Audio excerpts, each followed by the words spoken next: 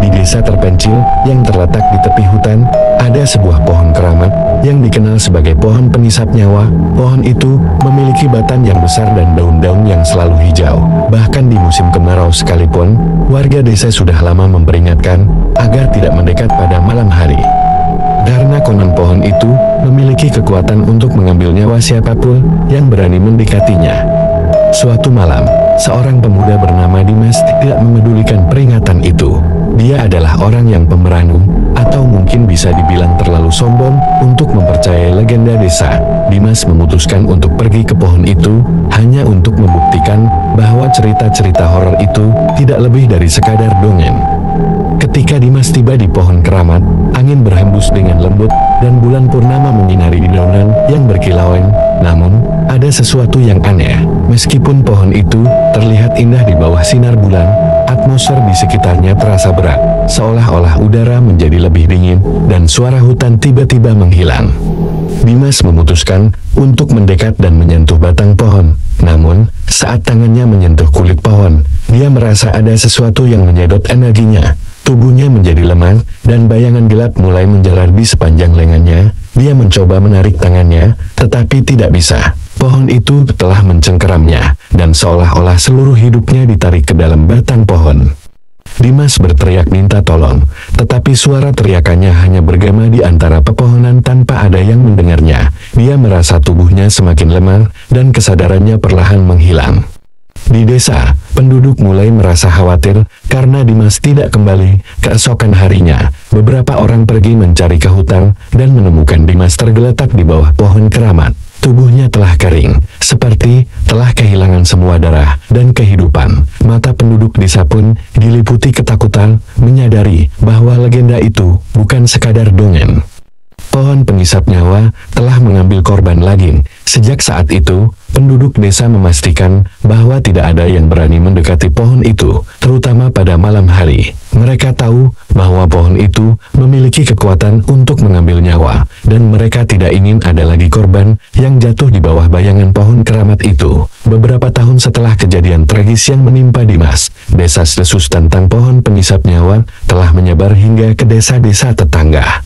Meski banyak yang menganggapnya hanya mitos, penduduk desa tempat pohon itu berdiri tidak pernah berani mendekat. Mereka tahu bahwa pohon itu memiliki kekuatan yang tidak bisa dijelaskan oleh sains atau logika. Namun, rasa penasaran dan keserakahan seringkali mendorong manusia untuk mengambil risiko. Seorang arkeolog muda bernama Arya, yang tertarik dengan cerita-cerita rakyat dan legenda, mendengar tentang pohon ini.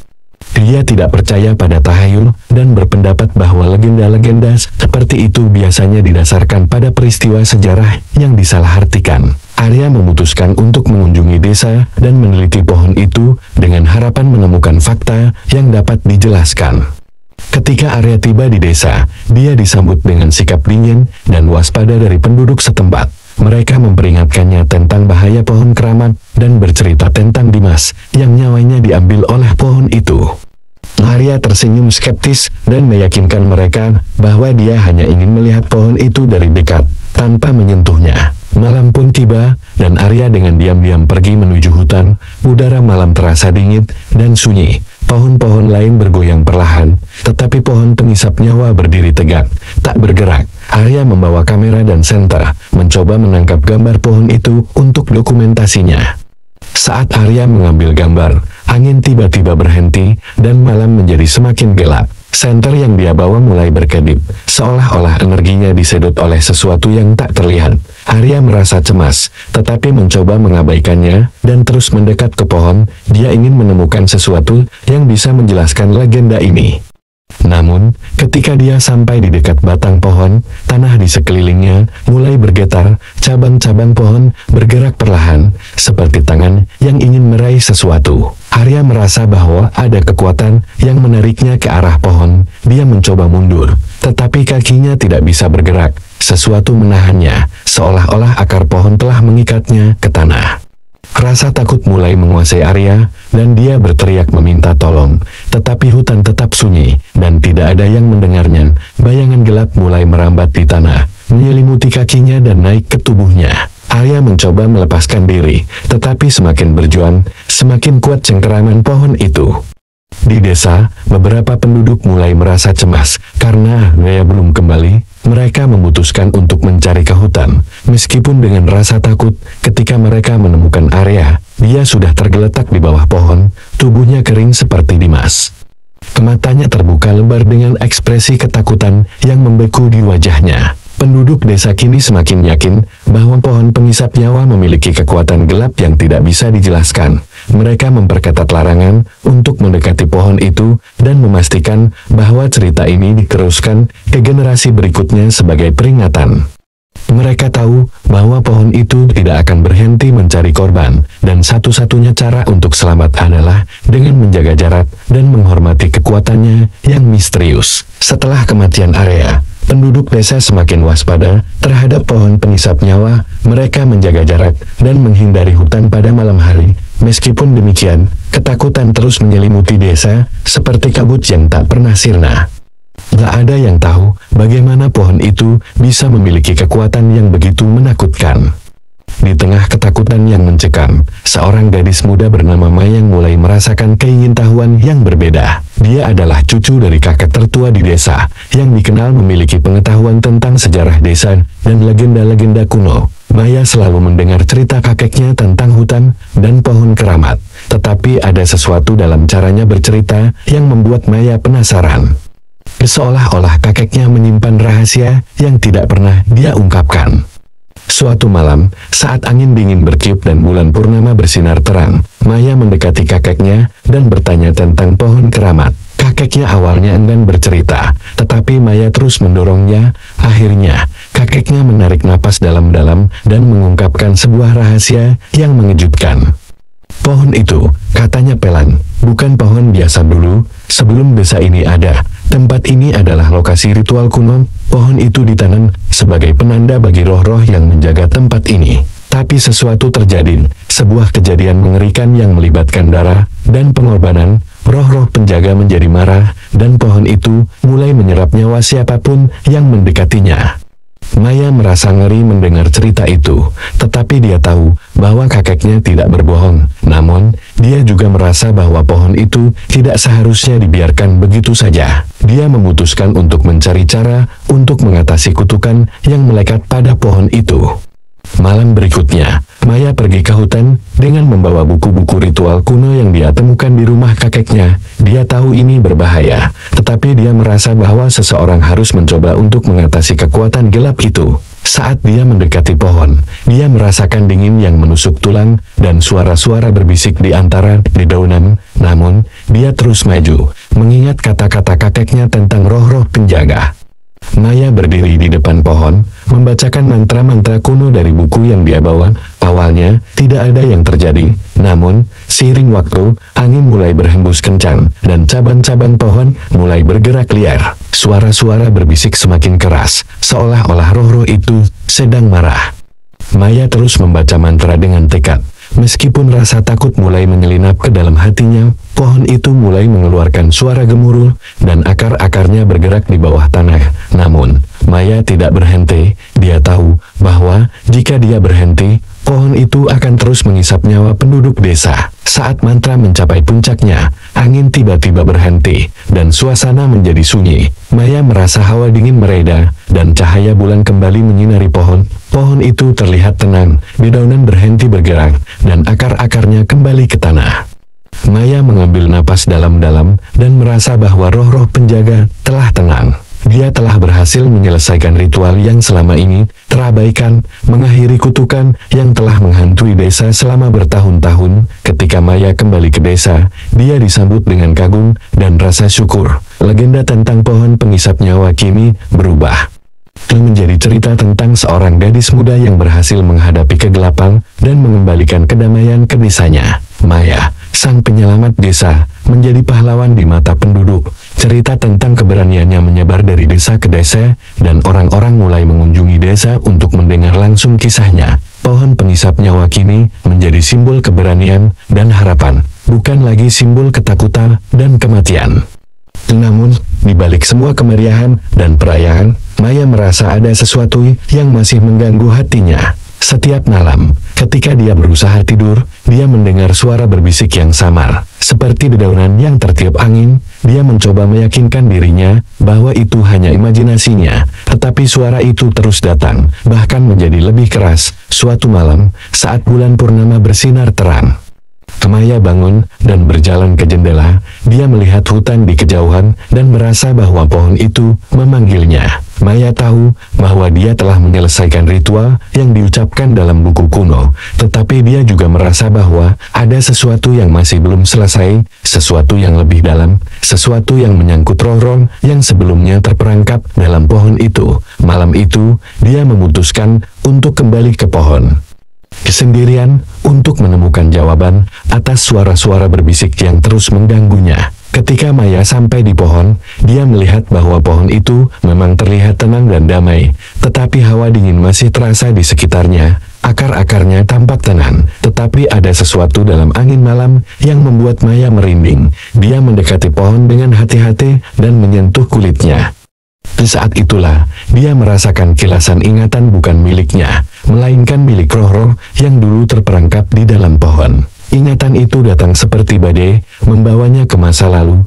Dia melihat gambaran tentang ritual kuno yang dilakukan oleh suku asli yang menghuni daerah itu. Ritual yang seharusnya membawa kedamaian, tetapi malah menyebabkan kemarahan roh-roh penjaga.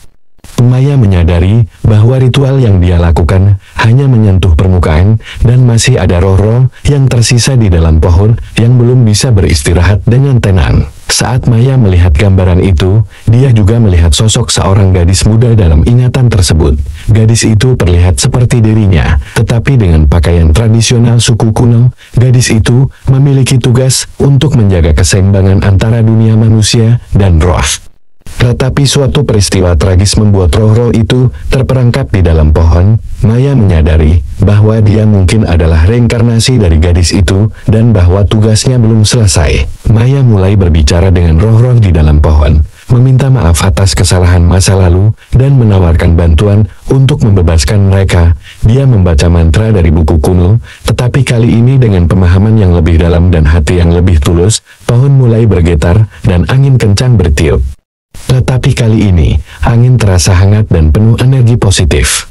Seiring waktu, pohon itu berhenti bergetar, dan hawa dingin menghilang sepenuhnya. Maya merasa bahwa roh-roh itu telah beristirahat dengan tenang, dan pohon itu tidak lagi memiliki kekuatan gelap.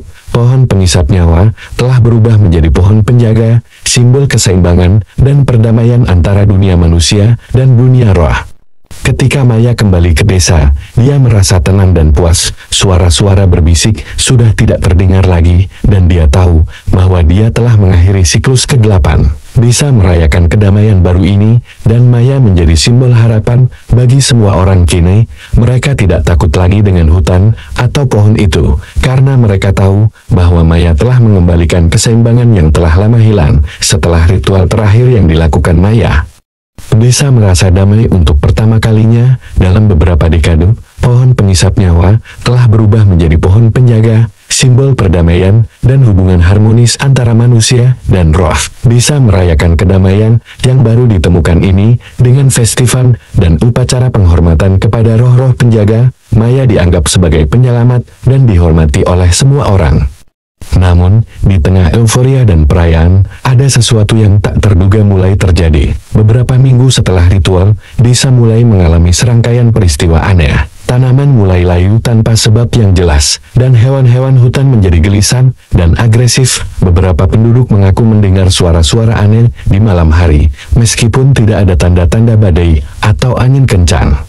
Maya merasakan bahwa ada sesuatu yang tidak beres. Dia pergi ke kakeknya, berharap mendapatkan penjelasan. Kakeknya, yang biasanya tenang dan bijaksana, tampak khawatir. Dia mengungkapkan bahwa roh-roh penjaga bukan satu-satunya entitas yang bersemayam di dalam hutan. Ada roh-roh yang lebih tua dan lebih kuat, yang telah terbangun karena perubahan yang terjadi setelah ritual. Roh-roh itu, kata kakeknya dengan nada serius, adalah roh-roh yang terbuang, yang diasingkan karena kekuatan mereka yang berbahaya. Mereka tidak pernah dimaksudkan untuk dibebaskan. Dengan mengembalikan keseimbangan, kita mungkin tanpa sengaja telah membangunkan mereka. Maya menyadari bahwa tugasnya belum selesai. Dia harus menghadapi roh-roh ini dan menemukan cara untuk menenangkan mereka sebelum desa mengalami kehancuran. Dia kembali ke hutan, ke pohon penjaga, berharap menemukan petunjuk atau tanda-tanda tentang keberadaan roh-roh tersebut. Saat dia mendekati pohon, dia merasakan hawa dingin yang lebih kuat daripada sebelumnya. Cabang-cabang pohon yang sebelumnya tenang mulai bergerak perlahan, seolah-olah merespons sesuatu yang tidak terlihat. Maya tahu bahwa dia harus berhati-hati dan menggunakan semua pengetahuan yang dia peroleh dari buku-buku kuno dan cerita kakeknya. Dia menemukan bekas-bekas ritual kuno yang lebih tua dari yang pernah dia lihat sebelumnya. Ritual ini jauh lebih kompleks dan tampaknya berhubungan dengan roh-roh terbuang yang telah dibangunkan. Maya menyadari bahwa dia harus melakukan ritual lain untuk mengembalikan roh-roh ini ke tempat asal mereka dan mengembalikan kedamaian ke desa. Namun, ritual ini berbeda dari yang sebelumnya. Ritual ini memerlukan pengorbanan dan keberanian yang luar biasa. Maya harus menghadapi roh-roh ini secara langsung dan meyakinkan mereka untuk kembali ke tempat mereka. Dia tahu bahwa itu akan menjadi tantangan terbesar yang pernah dia hadapi.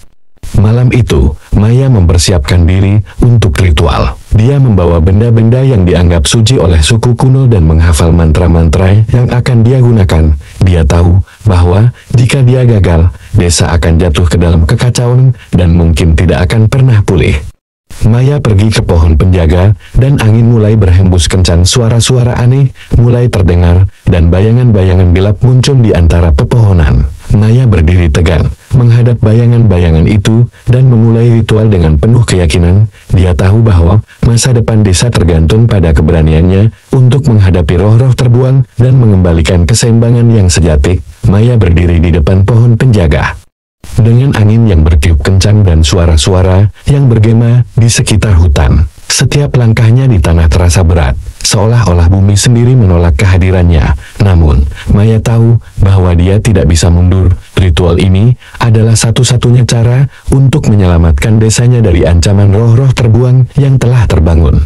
Saat Maya mulai membacakan mantra-mantra kuno, pohon itu bergetar, dan akar-akarnya bergerak seperti ular-ular raksasa di bawah tanah. Suara-suara roh menjadi lebih keras, dan Maya bisa merasakan gelombang energi gelap yang menghantam tubuhnya. Namun, dia tetap teguh, mengingat tujuan akhir dari ritual ini.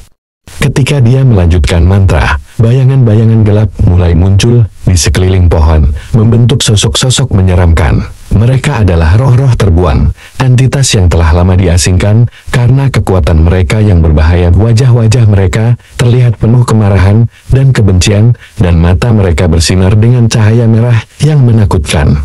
Salah satu roh yang tampak paling kuat melangkah maju dan mendekati Maya. Suaranya seperti gemuruh badai, dan kehadirannya membuat pohon dan hutan bergetar. "Siapa kau, manusia yang berani memanggil kami?" tanya roh itu dengan suara yang menggelegar. Maya menjawab dengan suara yang tegas, "Aku datang untuk mengembalikan keseimbangan. Kalian telah dibangunkan karena kesalahan yang tidak disengaja. Namun, dunia ini bukan untuk kalian. Aku meminta kalian untuk kembali ke tempat asal kalian, agar desa kami bisa hidup dalam damai." Roh itu tertawa, suara tawanya menggema di seluruh hutan. "Keseimbangan. Kami adalah bagian dari keseimbangan. Kami diasingkan, tetapi kami tidak pernah hilang. Jika kau ingin kami pergi, kau harus membuktikan bahwa kau lebih kuat daripada kami." Maya tahu bahwa roh-roh ini tidak akan pergi begitu saja. Dia harus menghadapi mereka dengan keberanian dan tekad. Dia mengingat cerita-cerita kakeknya tentang roh-roh kuno dan bagaimana mereka bisa dikalahkan dengan hati yang tulus dan niat baik. Dengan keyakinan itu, dia melanjutkan mantra-mantra. Memfokuskan energinya untuk menciptakan lingkaran perlindungan di sekeliling pohon penjaga. Roh-roh mulai mendekat, mencoba menembus lingkaran. Tetapi setiap kali mereka mendekat, cahaya dari lingkaran perlindungan menjadi lebih kuat, mencegah mereka masuk. Maya terus melantunkan mantra dengan suara yang semakin kuat, menciptakan perisai energi yang semakin kokoh. Roh-roh terbuang menjadi marah dan mencoba menyerang dengan kekuatan mereka, tetapi cahaya dari lingkaran perlindungan membakar mereka, memaksa mereka mundur. Roh yang paling kuat berteriak dengan kemarahan, mencoba membuat celah dalam perlindungan Maya, tetapi gagal. Dengan setiap mantra yang diucapkan Maya, roh-roh itu semakin melemah.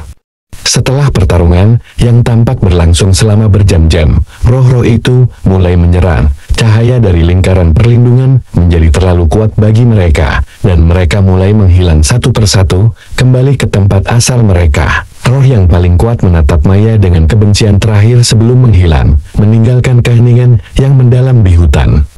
Maya terjatuh ke tanah, kelelahan setelah pertarungan itu, namun, dia tahu bahwa dia telah berhasil, roh-roh terbuang telah kembali ke tempat asal mereka, dan pohon pengisap nyawa kini benar-benar menjadi pohon penjaga, simbol kedamaian dan perlindungan. Ketika Maya kembali ke desa, dia disambut dengan sorak-sorai dan kebahagiaan.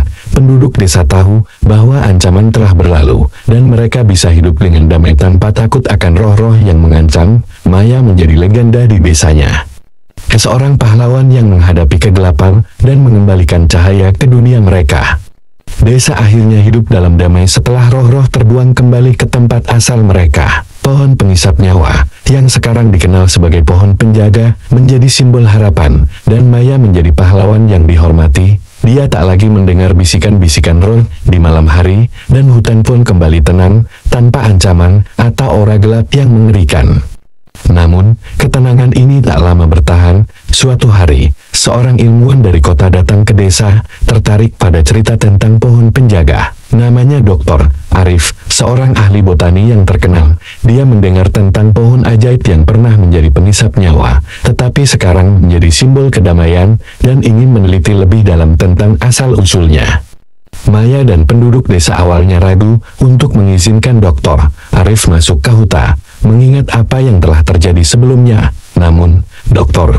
Arif meyakinkan mereka bahwa dia hanya ingin mempelajari pohon itu dan tidak berniat merusak keseimbangan yang ada. Dia mengatakan bahwa penelitiannya dapat membantu mengungkap rahasia alam dan memberi manfaat bagi banyak orang.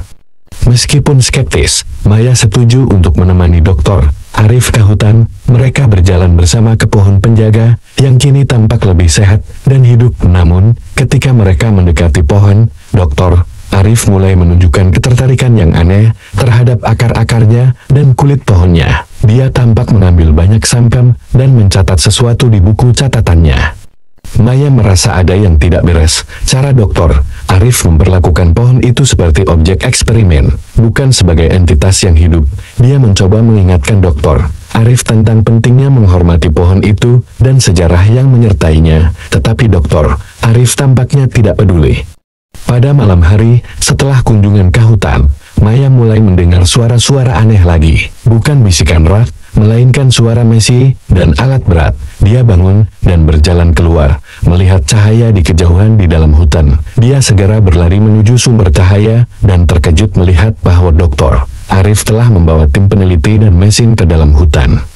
Mereka tampak sedang melakukan penggalian di sekitar pohon penjaga, mengambil akar-akarnya, dan memotong sebagian kulit pohonnya. Maya marah dan berteriak kepada Dr. Arif untuk menghentikan apa yang dia lakukan. Namun, Dr. Arif dengan tenang menjelaskan bahwa dia sedang melakukan penelitian penting dan menemukan bahwa akar dan kulit pohon itu memiliki sifat-sifat unik yang dapat digunakan dalam obat-obatan dan teknologi baru. Dia mengatakan bahwa penelitian ini akan memberi manfaat besar bagi umat manusia. Maya tahu bahwa ini adalah kesalahan besar. Mengganggu pohon penjaga dapat membangunkan roh-roh terbuang lagi, atau bahkan memicu sesuatu yang lebih buruk. Dia berusaha menghentikan Dr. Arif dan timnya, tetapi mereka mengabaikan peringatannya dan terus bekerja.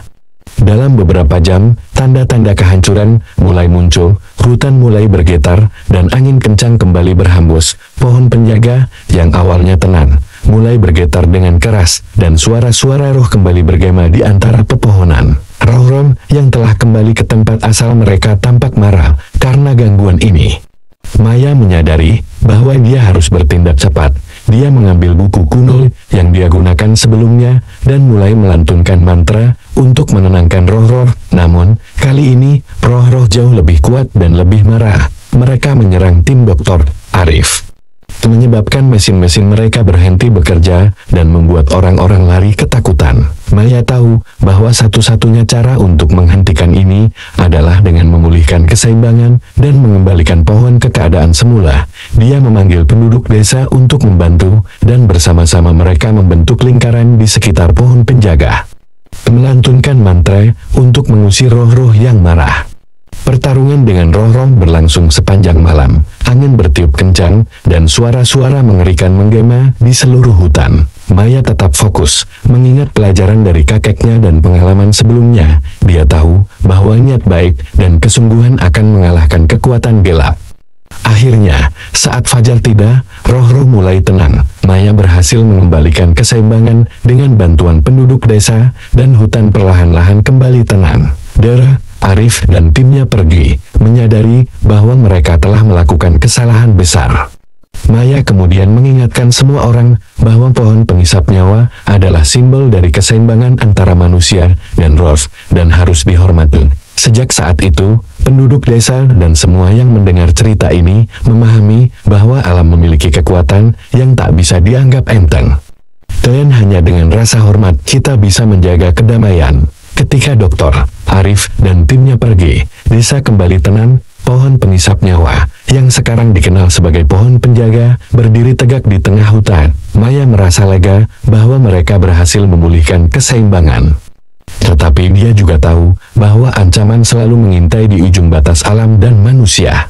Penduduk desa belajar dari kejadian ini, menyadari bahwa meski ilmu pengetahuan membawa kemajuan, ada batas yang tidak boleh dilanggar. Maya, yang menjadi tokoh sentral dalam kisah ini, kini menjadi pelindung tak resmi bagi desa. Dia tahu banyak tentang roh-roh penjaga, ritual-ritual kuno, dan hubungan antara manusia dan alam. Namun, sesuatu berubah setelah insiden dengan Dr. Arif. Pohon penjaga mulai menunjukkan tanda-tanda pertumbuhan yang tidak biasa. Cabang-cabangnya tumbuh lebih cepat, dan akar-akarnya menyebar lebih luas di bawah tanah. Pohon itu seolah-olah bereaksi terhadap sesuatu, dan Maya khawatir bahwa itu mungkin terkait dengan roh-roh terbuang yang pernah bangkit. Malam hari, Maya mulai mengalami mimpi yang aneh. Dalam mimpinya, dia berada di tengah hutan, tetapi semuanya terasa berbeda. Pohon-pohon bergoyang dengan angin, dan suara roh bergema di mana-mana. Di antara pohon-pohon, dia melihat sosok-sosok yang tampak seperti roh, tetapi mereka tidak marah. Mereka mengundangnya untuk datang lebih dekat. Suatu malam, Maya terbangun karena mimpi itu terasa sangat nyata. Dia tahu bahwa ini bukan sekadar mimpi, ini adalah panggilan dari roh-roh penjaga. Dia keluar dari rumah dan berjalan menuju hutan. Pohon penjaga tampak lebih megah daripada sebelumnya. Seolah-olah cahaya bulan menyinari batangnya dengan cara yang berbeda. Saat Maya mendekati pohon, dia merasakan kehangatan dan energi positif yang mengalir dari akar hingga daun-daun di atasnya. Di bawah cahaya bulan, dia melihat roh-roh penjaga berkumpul di sekitar pohon, menyambutnya dengan senyum dan anggukan. Salah satu roh, yang tampak seperti pemimpin, mendekati Maya dan berkata, "Kau telah membuktikan dirimu sebagai pelindung desa ini, kami ingin kau menjadi pewaris roh kami." Penjaga keseimbangan antara alam dan manusia. Maya merasa tersentuh oleh kata-kata roh itu. Dia menyadari bahwa dia memiliki tugas yang lebih besar daripada sekadar menjaga desa. Dia diberi kepercayaan oleh roh-roh penjaga untuk menjaga keseimbangan dan memastikan bahwa pohon penjaga tetap dalam keadaan damai. Roh itu memberinya kalung yang terbuat dari akar pohon dan batu yang bersinar dalam gelap. "Ini adalah simbol hubunganmu dengan kami," katanya. "Kenakan ini untuk melindungi dirimu dan desa ini." Sejak malam itu, Maya menjadi pewaris roh. Dia sering mengunjungi pohon penjaga dan berbicara dengan roh-roh yang tinggal di sana. Mereka memberinya pengetahuan tentang alam, dan dia membagikan pengetahuan itu kepada penduduk desa. Mereka belajar cara hidup yang harmonis dengan hutan, dan tidak lagi takut pada suara-suara malam. Desa tumbuh dalam damai dan keseimbangan, dan Maya memastikan bahwa tak ada lagi orang luar yang mencoba mengganggu keseimbangan itu. Kalung yang dia kenakan menjadi tanda bahwa dia adalah pelindung dan penjaga desa. Kisah Maya menjadi legenda, dan dia dihormati sebagai penjaga keseimbangan antara manusia dan roh. Namun, Maya juga tahu bahwa tugasnya tidak akan pernah benar-benar selesai. Dia harus selalu waspada terhadap ancaman yang mungkin muncul dari luar. Tetapi dengan dukungan roh-roh penjaga dan penduduk desa, dia tahu bahwa dia tidak sendirian dalam menjaga perdamaian dan keseimbangan di desanya. Maya, kini sebagai pewaris roh dan penjaga keseimbangan, menjalani hari-harinya dengan dedikasi terhadap desanya dan hutan sekitarnya. Desa telah memasuki era kedamaian yang belum pernah dirasakan dalam waktu lama. Namun, tanda-tanda aneh mulai muncul kembali. Itu memberi isyarat bahwa sesuatu yang misterius dan mungkin berbahaya sedang terjadi. Suatu hari, seorang penduduk desa yang tinggal di pinggiran hutan melaporkan bahwa dia melihat cahaya aneh di tengah malam. Cahaya itu muncul di dekat pohon penjaga, berkilau seperti api, tetapi tidak menimbulkan panas. Ini membuat warga desa khawatir, mengingat insiden dengan Dr. Arif yang menyebabkan roh-roh terbuang terbangun. Maya tahu bahwa dia harus menyelidiki. Dia mengenakan kalung pemberian roh-roh penjaga yang memberinya koneksi khusus dengan hutan dan entitas spiritual di dalamnya. Dengan hati-hati, dia berjalan ke hutan di malam hari, mengikuti jejak cahaya yang dilaporkan oleh penduduk desa. Semakin dalam dia masuk ke hutan, semakin intens kilauan cahaya itu. Cahaya itu tidak bersifat merusak, tetapi memiliki aura misterius. Akhirnya, dia sampai di lokasi pohon penjaga, di mana cahaya tersebut tampak berasal dari dalam tanah, tepat di bawah akar-akar pohon. Pohon itu sendiri tampak tenang, tidak menunjukkan tanda-tanda gangguan. Maya mendekat dan duduk di depan pohon, mencoba merasakan energi yang datang dari tanah. Dia merasakan getaran ringan dan suara-suara berbisik, tetapi mereka bukan suara roh-roh penjaga yang biasa dia dengar. Ini adalah sesuatu yang berbeda, sesuatu yang mengisyaratkan kehadiran entitas baru. Di tengah-tengah perenungan, bayangan samar muncul dari balik pohon. Sosok ini bukanlah roh terbuang atau penjaga, melainkan entitas netral yang tampaknya ingin berkomunikasi dengan Maya. Dia berbicara dengan suara lembut namun dalam, "Aku datang untuk mengantarkan pesan."